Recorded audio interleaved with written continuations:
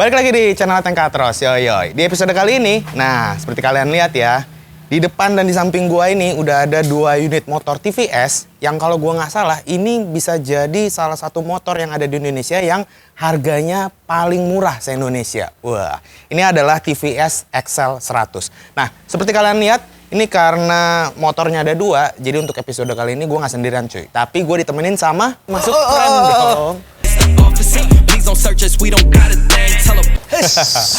Oke, ini yang unik ya, Li ya. Oke. Motor ini bentuknya bebek.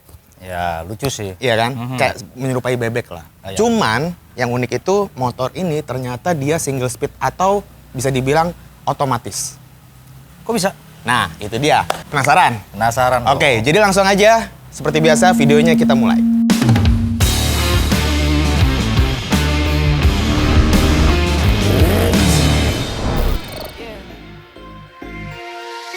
Turn a 10 piece to a 20 quick. I got money busting out the money clip. Make a call and hit another lick. Someone get the money counter, I can keep on thumbing it. Turn a 10 Gimana piece menurut to a lo 20 quick. TVS Excel 100? Menurut gue sih unik kan. Unik dan lucu. Tapi kalau gue lihat dari bentuk yang unik ini, kayaknya dia EV Dati banget. Heavy Duty, jadi motor Dati. buat bisa bawa ngangkat barang gitu ya. Betul. Dan apalagi tadi ya seperti gue bilang ya, harganya ini murah banget cuy. Ya, harganya itu sekitar OTR Jakarta tuh sekitar 14 jutaan. Yakin 14 juta. Itu untuk Dan bisa ngangkat barang. benar untuk seri yang tertinggi. Jadi Oke. ada 2 seri nih ya. Dua tipe ya? 2 tipe. Yang sebelah kiri gua Oke. ini adalah tipe yang spesialnya, ini yang tipe standar. Nah, ini sekarang karena kita berdua nih, Oke. gue mau split nih. Lu mau ngebahas bagian apanya? Tapi sebelumnya gue ngucapin loh, gue sebagai tamu tuh merasa... Woi, durasi. Oh ya, durasi. Oke, jadi sekarang lu langsung ya bahas Oke, kakinya. gua akan bahas Sip. kaki. Silakan saya serahkan ke kereta kencana.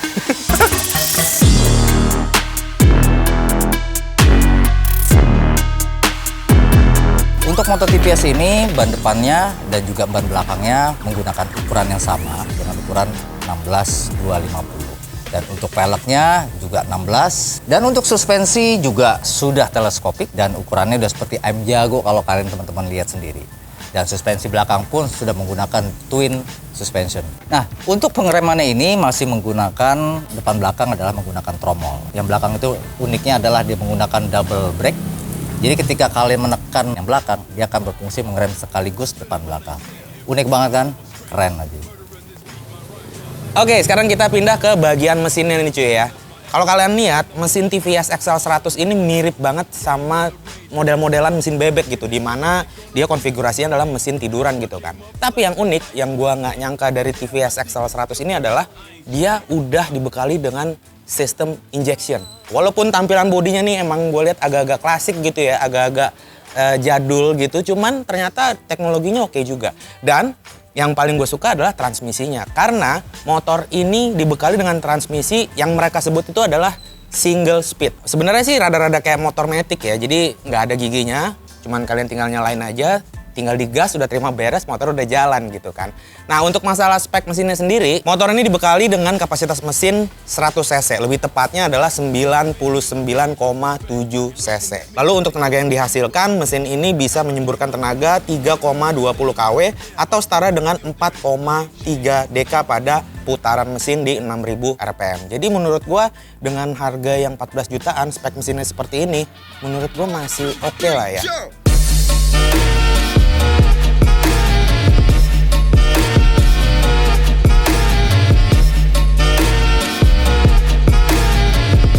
Nah, untuk body-body ini memang unik banget. Memang terkesan memang sudah motor bebek banget. Dan posisi untuk tangki bensin pun dia ada di depan. Dan kapasitas bensin ini 4 liter. Selain itu, joknya pun di sini bukan seperti bebek yang menyatu, dia terpisah. Dan untuk membukanya pun cukup gampang, itu di bagian belakangnya. Coba kita lihat.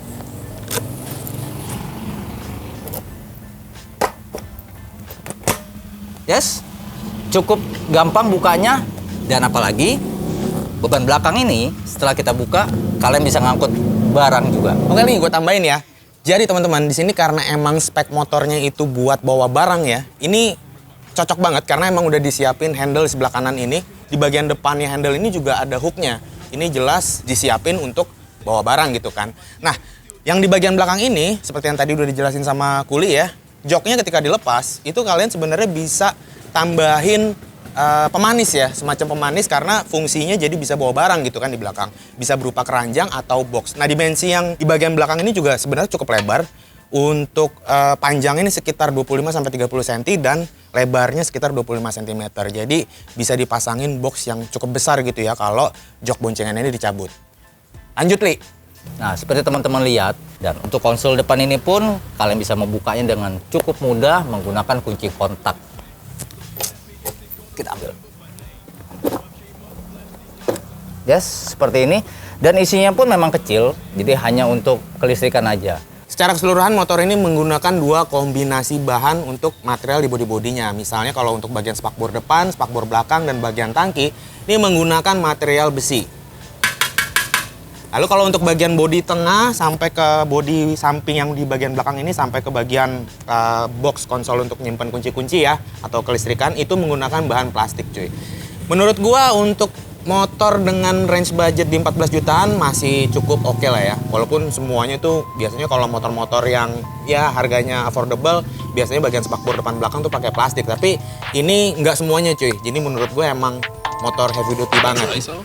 Rack it up, I got a bit of the bank to make me a safe house. Shake it up, she got her hands on her knees and she bringing the cake out. Smoke it up, I got some gas, some packs. Oke, sekarang kita bahas bagaimana dengan panel instrumen yang ada di motor ini. Pertama, di bagian depan ini ada panel speedometer, ini sampai 80 kpj ya.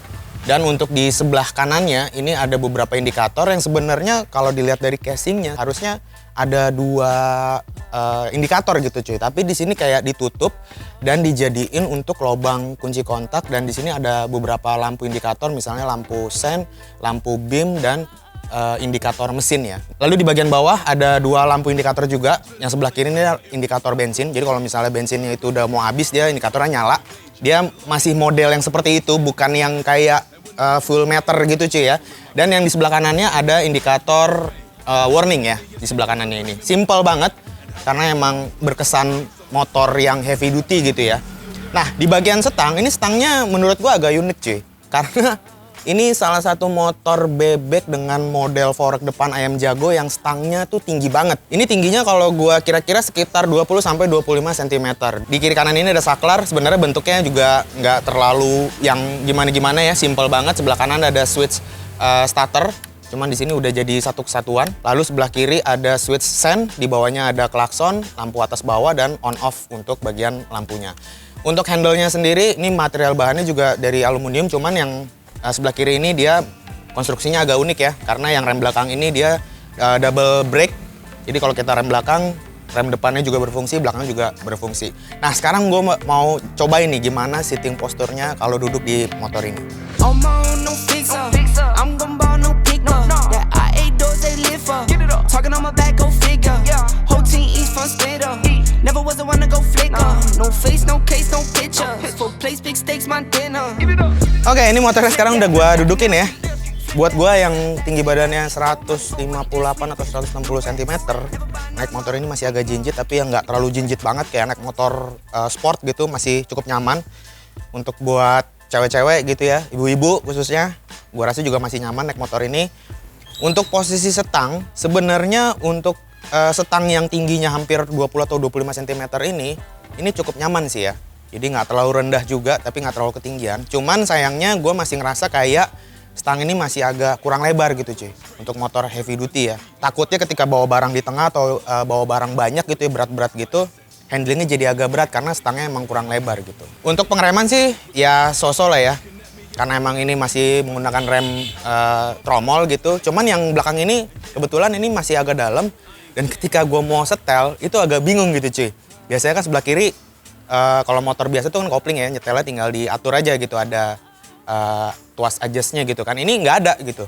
Jadi kayaknya mesti di setting manual dari bawah. Dari setang kita turun ke bagian segitiga bawah. Walaupun motor ini udah dibekali dengan suspensi teleskopik yang model ayam jago gitu ya.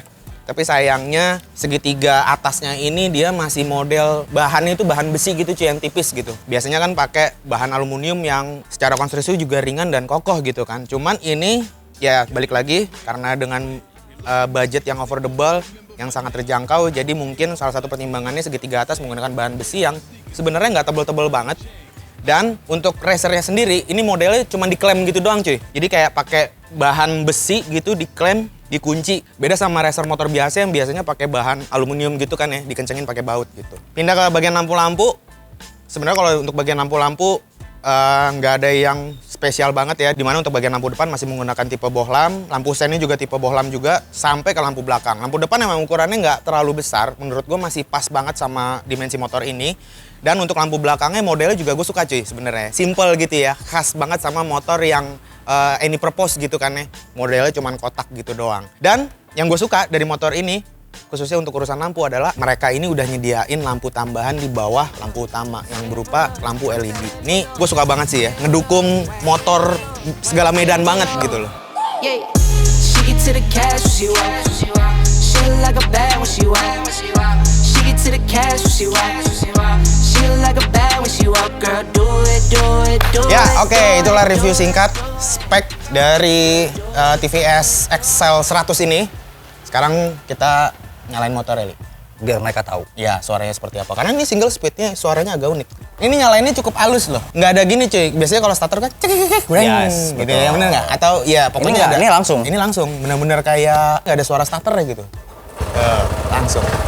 Halus.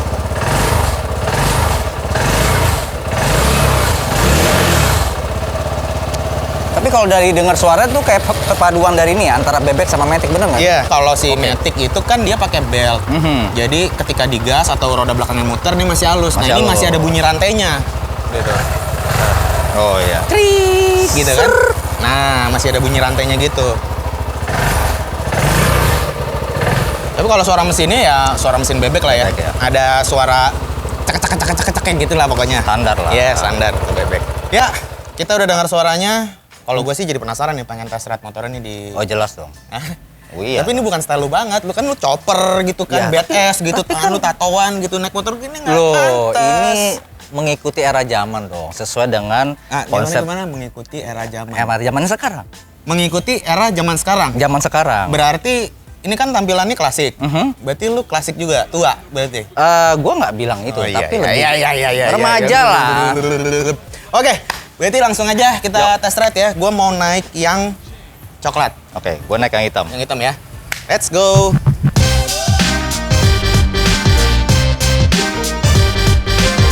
Oke guys, kita prepare dulu ya. Nah, ini yang gue suka. Ada cantolannya di bagian setang sini, jadi bisa nyantolin barang. Ini udah ada kuli, a.k.a. Robi Kencana. Yelah. Dia pakai yang warna hitam, gue pakai yang warna coklat. TVS Excel 100. Suspensi karena ini lagi ngelewatin polisi tidur, cukup nyaman sih ya menurut gue.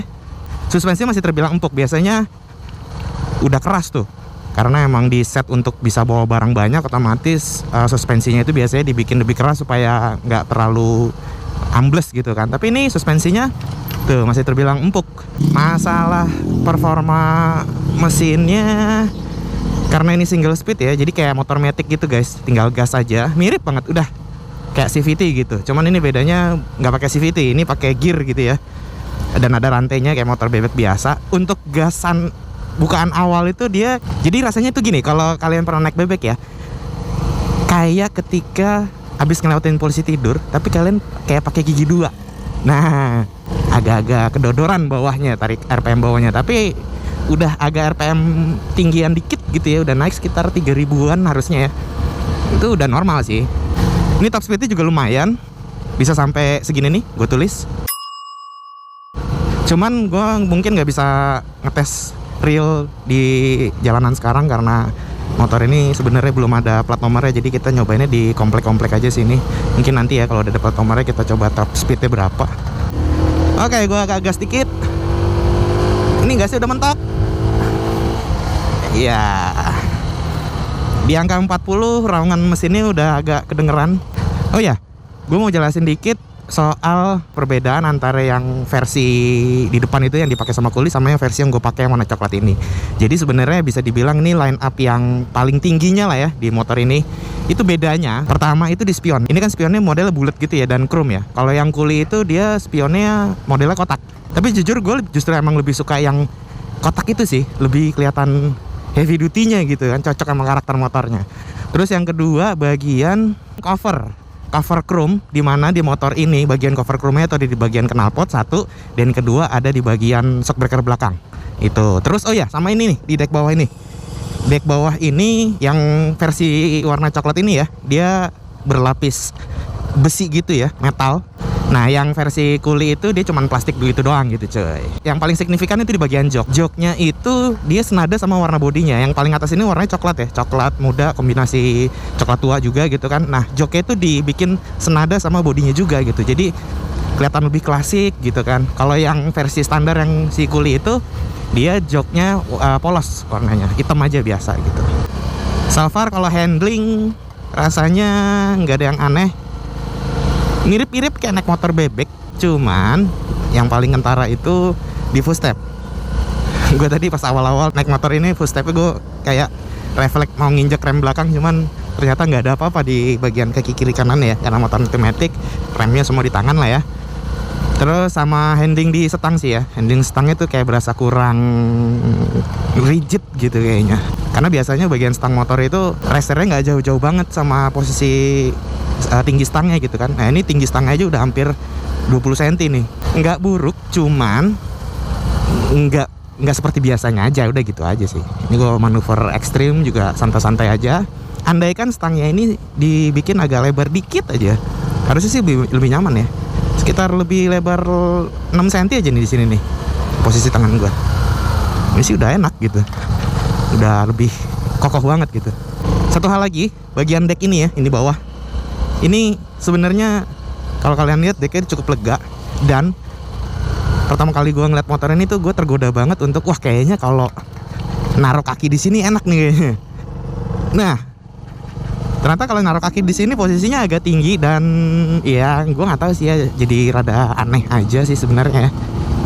Walaupun kalau di foto tuh kelihatannya kayaknya pantas-pantas aja tanpa dinaikin gitu ya, tapi ternyata ini agak tinggi, terlalu tinggi malah. Bagian lutut terlalu nekuk, dan memang ini diciptakan bukan untuk kaki sebenarnya ya, tapi untuk naruh barang.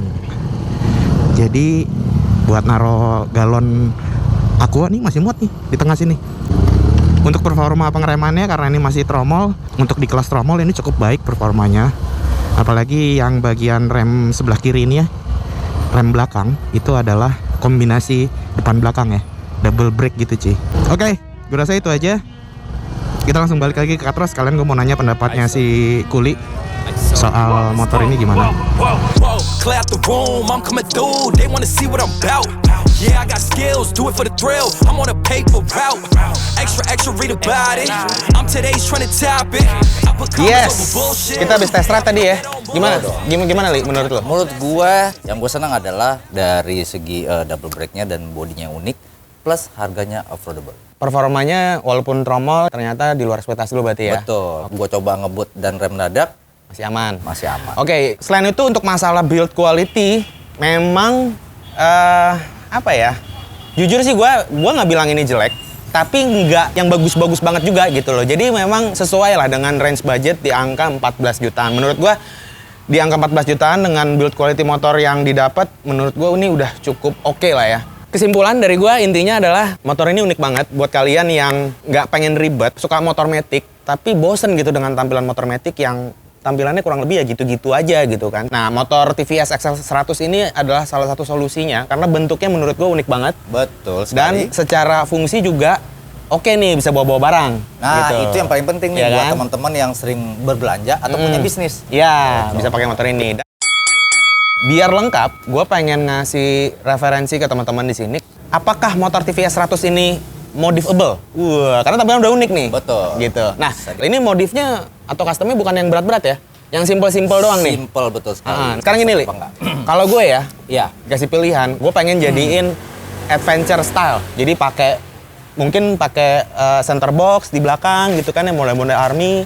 Kalau gue sih tetap kondisinya klasik ya. Mungkin kayak mobil-mobil ya mobil klasik yang pick up gitu. Dan gue mungkin akan menambahkan unsur-unsur kayu.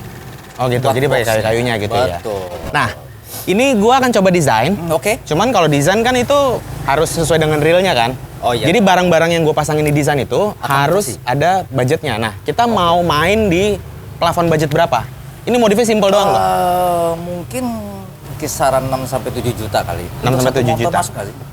Iya cocok sih. Cocok 6 juta ya? lah ya. 6 juta Jadi lah kita gua akan desain plafonnya ini 6 juta. 6 juta itu adalah budget untuk beli aksesorisnya doang atau beli partsnya doang. Apakah kurang, apakah cukup ya nggak tahu. Ya, Pokoknya lihat nanti aja. ini gue mau desain dulu sekarang. Oke. Lu beresin aja motornya. Gue sekarang masuk dulu. Gua parkirin. Lu parkirin biasa. Ya, seperti biasa kan? Parkir saya. Gue ke dalam, Oke. gua ke dalam dulu ngedesain. Berarti lu desain gue dong? Iya, gue desainin yang Oke, punya lu siap. ya. Ditunggu. Oke.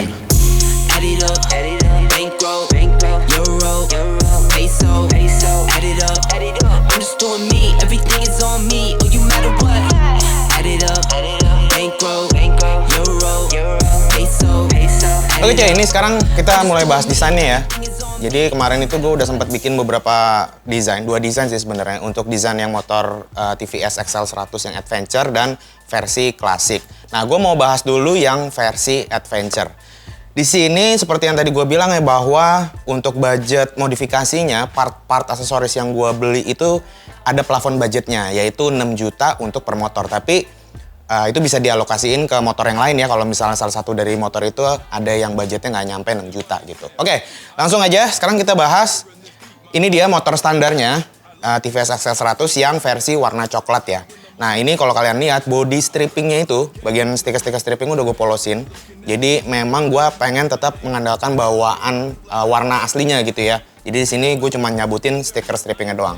Lalu step kedua, kalau kalian lihat spakbor depan belakang ini aslinya dia warnanya kan kayak warna body. Nah di sini biar nambah kesan gahar, rencananya bakal gua cat jadi warna hitam semi-doff. Ini untuk bagian spakbor depan dan bagian belakangnya. Tahap selanjutnya juga di sini masih bermain dengan part standar ya. Untuk bagian jok belakang itu gua lepas, gua nggak pakai karena nantinya di belakang itu bakal gua pasangin box. Pun begitu dengan beberapa bagian standar yang aksennya itu chrome. Kalau kalian lihat di bagian cover knalpotnya ya, di motor yang coklat ini, dia emang udah dikasih cover knalpot yang warnanya chrome gitu, finishingnya chrome gitu kan. Nah itu biar nambah kesan gahar, itu cover knalpotnya gue ganti yang warna hitam dari motor yang versi warna hitam gitu loh. Jadi gue ambil biar kesannya gahar, maco juga. Pun begitu dengan bagian cover shock belakang yang gue ganti dengan yang warna hitam juga. Untuk perintilan lainnya misalnya kayak spion ya, spion ini kalau yang warna coklat dia aslinya itu bentuknya bulat dan chrome juga. Nah, ini gue ganti pakai yang versi saudaranya. Dia bentuknya kotak. Menurut gue itu lebih cocok ya untuk style motor ini yang nantinya bakal gue jadiin adventure nih gitu kan. Dari perintilan gue masuk ke bagian kaki-kaki. Di sini ya karena budgetnya cuma 6 juta, jadi untuk kaki-kakinya tuh gue hanya ganti atau upsize ukuran bannya. Untuk ban depan belakang di motor ini karena konsepnya adventure, jadi gue pasangin ban tipe dual purpose. Ini gue udah nyari-nyari bannya. Kemarin gue tuh nemu dari merek Swallow, itu tipenya S209. Harganya tuh sepasang sekitar 700 ribuan gitu. Menurut gue karakter bannya masih cocok lah. Untuk ukuran bannya yang aslinya ini kan 250. Nanti rencana gue bakal pakai ukuran 275, 300 atau maksimal 350. Karena memang jarak antara shock breaker itu di celah di tengah-tengahnya itu emang nggak terlalu lebar gitu cuy. Kalau ngomongin adventure udah pasti ada satu items yang adventure banget, yaitu bagian skate plate atau bagian cover mesin bawah. Ini gue juga pasangin bagian cover mesin bawahnya ya. Gue pakai bahan aluminium. Sisa budgetnya nggak banyak, jadi untuk selebihnya di motor konsep adventure ini gue akan masangin beberapa aksesoris yang bisa bikin tampilan itu makin kelihatan adventure. Yang pertama itu adalah tas kecil yang gue pasangin di bagian depan. Sebenarnya sih fungsinya untuk ya mungkin nanti bisa buat nyimpan kunci-kunci atau toolkit gitu ya. Selain yang di depan itu, yang menjadi daya tarik adalah di bagian center box atau box belakang. Nah, box belakang ini gue pilih yang temanya army. Gue kemarin udah ngeliat di toko online dan gue nemu satu, ukurannya juga menurut gue udah cukup oke, pas gitu ya untuk taruh di belakang. Grafisnya juga menurut gue udah cocok karena kan temanya adventure ya agak mepet-mepet sama army look gitu ya. Ini harganya murah cuy, untuk center box itu harganya sekitar 200 ribuan. Dan untuk yang tas depan itu gue lihat di toko online sekitar 70 ribuan. Jadi menurut gue masih affordable. Gue juga mau nambahin di bagian sisi kiri dan kanan. Di sisi sebelah kanan itu gue pasangin tas. Itu nanti untuk tas itu supaya bisa dipasang, nanti kita bakal bikinin bracket. Dan di sebelah kirinya itu nanti gue pasangin jerigen. Jerigennya itu ukuran 5 liter gitu cuy. Jadi biar nggak terlalu kecil dan nggak kegedean juga kan. Nah ini ilustrasi aja ya, bagaimana penampilannya kalau jerigen itu ada di sebelah kiri gitu. Jadi ini desainnya gue taruh di sebelah kanan buat kalian supaya bisa ngebayangin aja. Untuk tasnya itu gue nyari yang harganya sekitar 350 ribuan. Sedangkan jerigennya itu gue dapetnya agak mahal sih ya, sekitar 375 ribuan di toko online. Terakhir supaya official custom by Katros. Wah, ini gue pasangin plat emblem di bagian tangki. Oke, kurang lebih seperti inilah hasil desain TVS XL 100 yang versi adventure. Ini budget yang dihabisin sebenarnya sih udah agak over budget ya. Kalau di total untuk belanja parts itu habis sekitar 7 jutaan cuy. Karena emang banyak banget di bagian belakang yang mesti dibeli ya. Center box, tas, dan segala macam gitu. Terus bannya sendiri udah 700 ribuan lebih gitu kan. Jadi budgetnya sekitar 7 jutaan. Itu berarti untuk motor kedua yang temanya klasik, budgetnya harus dibikin sedikit lebih ringkas gitu atau sedikit lebih murah. Nah sekarang langsung aja kita bahas untuk motor yang kedua ya. Ini kalau kalian lihat standarnya sama seperti yang pertama juga. Warna hitam polos dan strippingnya udah gue cabut semua ya di sini. Jadi emang udah black aja gitu warnanya. Nah konsepnya sebenarnya si Kuli itu kan minta dibikinin klasik gitu. Dia terinspirasi dari mobil-mobil hot rod. Cuman karena budgetnya terbatas. Nah gue akhirnya nyari referensi lain. Sampai akhirnya gue nemu sebuah produk yang menurut gue ini cukup ikonik juga. Dan bisa dibilang retro atau klasik juga. Sebenarnya ini basicnya dari mainan anak-anak yang udah dibikin sejak lama. Sampai sekarang bentuk dan ciri khas warnanya itu nggak pernah berubah. Jadi kalau sekarang ini kalau teman-teman lihat kesan klasiknya juga masih ada. Nah dari konsep mainan itulah yang gue coba masukin ke motor TVS XL 100 ini. Pertama, bagian beberapa part standar yang udah nggak dipakai lagi. Misalnya seperti jok belakang. Nah, jok belakang ini gue lepas. Spion lama juga dilepas karena spion bawaannya si motor yang warna hitam itu udah dipakai di motor yang warna coklat ya. Lalu untuk kaki-kakinya di TVS yang warna hitam ini gue upsize bannya. Menggunakan ban radial tapi ya, bukan dual purpose. Jadi lebih peruntukannya untuk di dalam kota dan lebih ketampilannya supaya lebih klasik gitu ya. Untuk ukuran bannya gue ganti sama seperti yang warna coklat juga. Mungkin ukurannya itu gue pakai sekitar ukuran 270 atau 300 ya. Jadi kelihatan lebih tebal. Dan untuk bannya itu harganya gue alokasin dana sekitar 750 ribu set ya depan belakang. Untuk bagian knalpot aslinya itu kan covernya warna hitam tapi udah dipakai sama yang versi adventure. Jadi untuk yang di motor ini kita pakai yang bawaannya versi adventure gitu cuy. Dimana menurut gue itu cocok banget ya karena dia cover knalpotnya itu chrome. Jadi bisa nambah kesan klasiknya. Oke, sekarang masuk ke bagian body-body nih cuy ya. Seperti yang kalian lihat konsep dari produk itu kan identik banget sama warna merah tua gitu kan. Nah, otomatis untuk seluruh bagian body-bodinya di motor ini gue dekal. Nggak gue cat cuy. Karena masalah waktu dan yang pasti masalah budget gitu kan. Jadi ini gue dekal semua. Untuk dekal ini gue alokasiin dana sekitar 1,5 juta. Itu untuk ngedekal bagian body-bodinya. Nggak termasuk sama bagian spakbor depan. Karena bagian spakbor depannya di motor ini mau gue cat jadi warna krem. Itu biar nambah kesan klasik kayak gitu cuy. Jadi nggak gue bikin monoblock semua. Nah untuk step selanjutnya di sini gue tambahin rack atau keranjang di bagian depan. Tuh harganya gue beli di online sekitar 150 ribuan. Dan gue bikinin bracket di bagian sisi kiri dan kanan di bagian belakang. Itu fungsinya nanti buat bawa barang juga. Setelah gue bikin bracket sisi samping ini, mulailah gue nambahin ornamen kayu di motor ini sesuai dengan requestnya si Kuli gitu kan. Yang pertama itu ada di tatakan depan. Yang di rack depan itu alasnya gue pasangin kayu. Terus di bagian samping yang bracketnya tadi gue bikin, itu nanti gue juga rencananya gue pasangin kayu.